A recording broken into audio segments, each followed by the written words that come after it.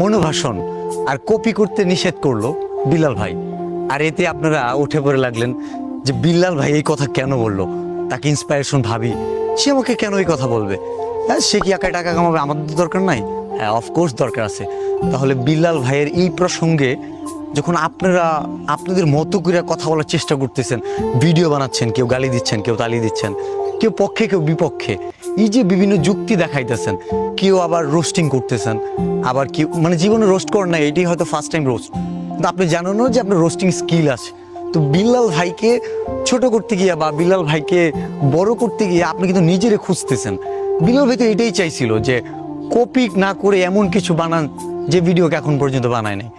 কেউ একজন বিল্লাল ভাইকে রাগে কি পায়ের থেকে জুতা তুলো, এটা তার পারিবারিক শিক্ষা, এটাও একটা স্কিল, কারণ এর আগে এই ধরনের ভিডিও বানায় নাই। যদিও সেটা অনেকের পছন্দ হয় নাই, বাট আই অ্যাপ্রিসিয়েট, কারণ সে